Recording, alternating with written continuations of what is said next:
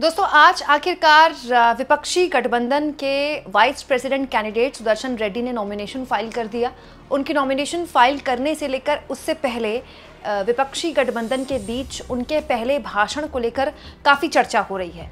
ये जो चुनाव है दोस्तों बहुत ही दिलचस्प चुनाव रहने वाला है, क्योंकि सुदर्शन रेड्डी एक ऐसे कैंडिडेट हैं जो उन मुद्दों पर बात कर रहे हैं जो इस वक्त इस सरकार के लिए सबसे मुश्किल वाले सवाल है। अब जैसे आज मैं आपको ये वीडियो दिखाना चाहती हूँ।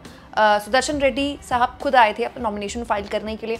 उनके साथ तमाम विपक्षी गठबंधन के लोग मौजूद थे। सोनिया गांधी तो थी ही, मल्लिकार्जुन खड़गे भी थे और राहुल गांधी भी थे। राहुल गांधी हो सकता है कि इस कार्यक्रम के बाद वापस बिहार जाएं, क्योंकि उनकी यात्रा लगातार वहां पर जारी है। राहुल गांधी यहाँ पर मौजूद हैं नॉमिनेशन फाइल करने को लेकर, यानी कि आप कह सकते हैं कि दोनों सदनों के LOP यहाँ पर मौजूद हैं और नॉमिनेशन एक तरह से ऑफिशियली सुदर्शन रेड्डी का फाइल हो गया। इसके अलावा दोस्तों नॉमिनेशन फाइल करने के बाद कुछ इस तरह से अपना पहला ऑफिशियल स्टेटमेंट दिया सुदर्शन रेड्डी ने, ये कहते हुए कि जो भी जिम्मेदारी उनको मिली है, अगर उनको मौका मिलता है भारत के उपराष्ट्रपति बनने का, तो पूरी जिम्मेदारी से वो बखूबी इस काम को अंजाम देंगे और लोकतंत्र को और मजबूती देने में अपना प्रयास देंगे। लेकिन इससे पूर्व में कल की एक तस्वीर है जिसके बारे में कम चर्चा हो रही है, लेकिन होनी चाहिए। दोस्तों कल सुदर्शन रेड्डी संसद भवन में ही थे। उन्होंने तमाम जो विपक्षी सांसद थे उनके साथ बैठकर वक्त बिताया और उसी दौरान मल्लिकार्जुन खड़गे, राहुल गांधी ने भाषण भी दिया। अच्छा, दिलचस्प ये भी है कि सुदर्शन रेड्डी ने भी भाषण दिया और उन्होंने जो बात बोली वो ऐसी बात है जो इस वक्त इस देश का मूड है। दोस्तों इंडिया गठबंधन के वाइस प्रेसिडेंट यानी कि उपराष्ट्रपति के कैंडिडेट सुदर्शन रेड्डी ने कहा, मुझे लोहिया जी द्वारा कहा गया एक वाक्य याद आता है, जब सड़क खामोश है सदन आवारा होती है। राहुल गांधी सड़कों पर सन्नाटा नहीं रहने देते, ये उनका स्वभाव और आदत बन गई है और एक के बाद एक चुनौतियों का सामना करना उनकी यात्रा का हिस्सा है। दोस्तों जब सड़क खामोश हो जाए तो संसद यानी कि सदन आवारा हो जाता है। राम मनोहर लोहिया की ये बात आज के वक्त के देश के लिए बिल्कुल मुफीद बैठती है। सड़क पर आंदोलन हो रहे हैं, वो भी वो आंदोलन जो इस देश की लोकतंत्र की आत्मा के सीधा मतलब आप समझ लीजिए, अगर वोट का अधिकार ही नहीं रह गया तो फिर किस बात का लोकतंत्र। और ये तो राजनीतिक आंदोलन है दोस्तों। देश में इस वक्त छात्रों के आंदोलन भी अलग अलग राज्यों में अलग अलग स्तर पर हो रहे हैं।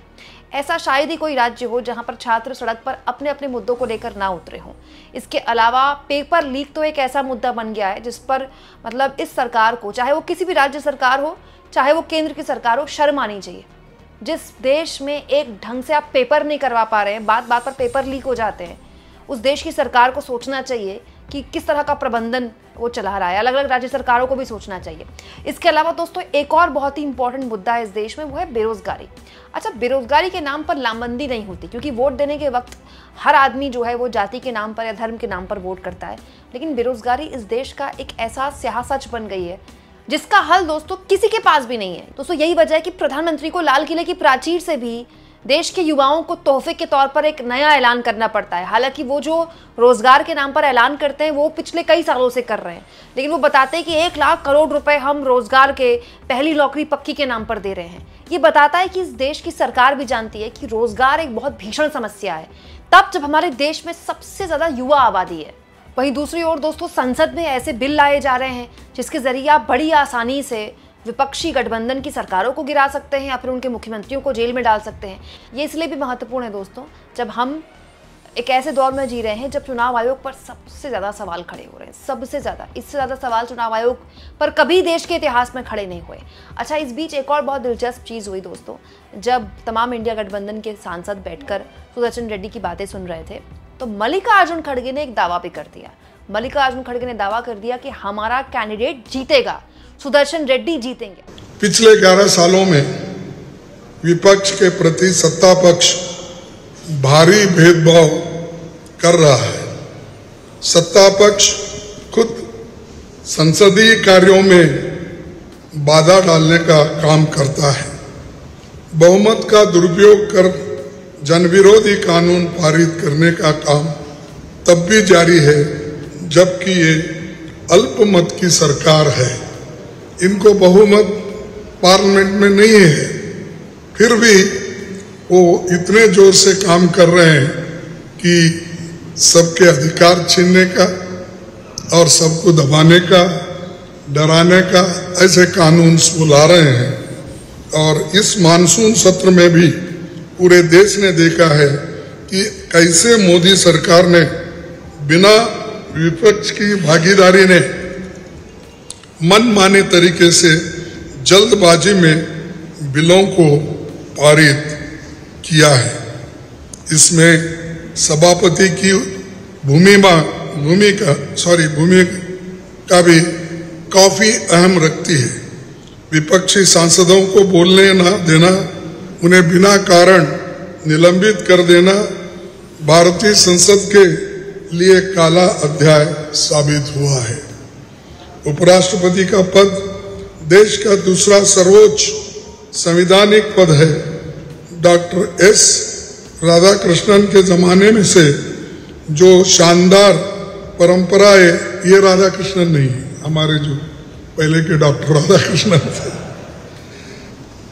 राज्यसभा में स्थापित हुई थी और विपक्ष को वाजिब सम्मान मिला। वे सारी परंपराएं अब खंडित हो रही हैं। इसीलिए विपक्षी दलों ने मिलकर तय किया है कि हम ऐसे पूर्व न्यायाधीश को अपना उम्मीदवार बनाए जिनका पूरा जीवन संवैधानिक परंपराओं, मान्यताओं और लोकतांत्रिक मूल्यों के प्रति समर्पित रहा होगा।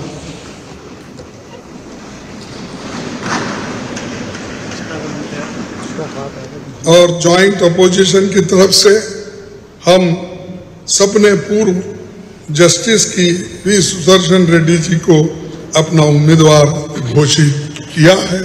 अच्छा, दिलचस्प ये है दोस्तों कि सुदर्शन रेड्डी का जब नॉमिनेशन फाइल नहीं हुआ था, उससे पहले से ही जो विपक्षी सांसद हैं उन्होंने कहना शुरू कर दिया था कि भाई चंद्रबाबू नायडू सपोर्ट दे सुदर्शन रेड्डी को, उनकी पार्टी सपोर्ट दे, क्योंकि वो आंध्र प्रदेश से आते हैं। दूसरा दोस्तों, इसके अलावा जगनमोहन रेड्डी और पवन कल्याण पर भी दबाव डाल दिया रेवंत रेड्डी ने बयान देकर कि अब आइए हमारे कैंडिडेट को सपोर्ट कीजिए। दिलचस्प ये है दोस्तों कि संसद में संविधान संशोधन बिल भी पेश कर दिया गया है। इस बिल के जरिए ये आरोप हैं कि भाई न केवल विपक्ष की सरकारों बल्कि गठबंधन की सरकारों को भी बड़ी आसानी से डिस्टेबलाइज किया जा सकता है। तो लोग चंद्रबाबू नायडू पर चुटकी ले रहे हैं कि नायडू साहब अब नहीं लेंगे समर्थन तो कब वापस लेंगे, इससे पहले कि वो समर्थन वापस लें कहीं उनकी सरकार ना गिरा दे ऐसे बिल पास करवा कर। ऐसे में नायडू पर सबकी निगाहें रहेंगी कि आखिर ऐसी भी क्या बात है कि इतना सब कुछ हो जाने के बाद भी क्या ये सरकार के साथ रहेंगे। आने वाले देश की राजनीति का अगला 1-1.5 साल बहुत ही इंपॉर्टेंट रहने वाला है, क्योंकि देश की राजनीति जिस तरह की करवट बदल रही है दोस्तों, ये बहुत सी नई कहानियां गढ़ने वाली है।